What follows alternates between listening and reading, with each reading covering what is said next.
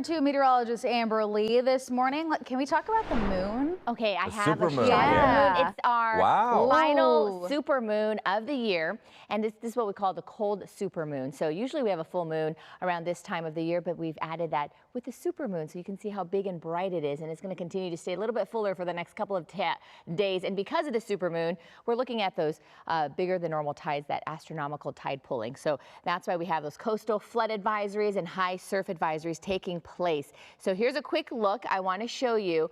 We're also looking at a little bit more of the chill in the air as well. So I just want to tell you about our temperatures before I get to all of our coastal floodings. So right now we're looking at temperatures in the mid 40s for Burbank. We are talking about below freezing conditions for the Antelope Valley. This is where we have the frost advisories and the freeze warnings. You can see why. 30 degrees for Lancaster, 31 for Palmdale. Bundle up this morning. It is cold. 56 for Corona, 55 for Santa Ana. The reason why it's colder today than yesterday is because you can see right here we just have some high clouds rolling overhead. We don't have that marine influence.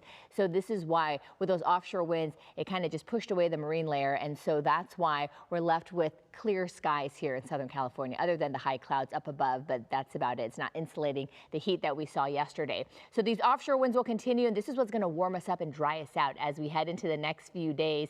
But we will see temperatures go up once we thaw out from this morning's chill in the air. I do want to show you, though, really quickly what's happening, because we are talking about the full supermoon, the cold supermoon taking place here. All right, so with this, we're looking at some high surf advisories for parts of LA and Ventura County, and then the rest of the coast, we're looking at that coastal flood advisory taking place. So waves anywhere from 3 to 6 feet. The swells are coming in from the west. Waters right now in the ocean are anywhere from 63 to 66 degrees.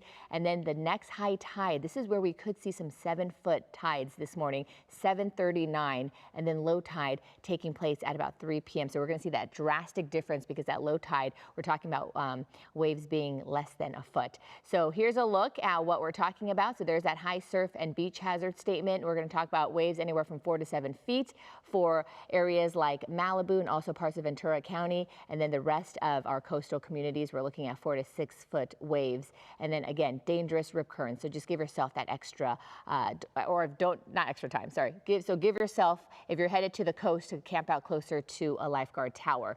Otherwise, here's a look at what's happening if you're staying inland and you're heading to the coast. We're talking about some really chilly conditions, as I mentioned. So just want to show you all the blues, especially in the higher elevations, and then we have all the greens as you get a little bit closer to the coast. But we are also looking at some really gusty winds too, these Santa Ana winds. So what I want to show you here is that even though it is cold in some spots, I'm sure you noticed we did have some low 60s this morning, and it's all because of those offshore winds. So we're starting to see their winds crank up, going through Ontario and headed into like Fullerton and Los Alamitos, who are waking up to temperatures this morning in the low 60s, while everywhere inland we're dealing with those really cold temperatures. So now we're starting to see those gusty winds go through Santa Clarita and also Simi Valley, shooting out to Camarillo and Malibu. This is where we have the wind advisories.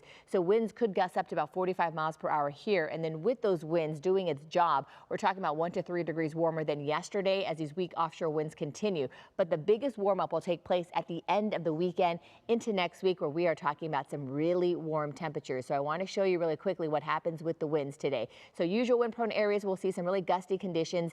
And then as we head into the rest of the week, these offshore winds continue to be part of our story. High pressures moving back in, and you can see how it's getting closer to us.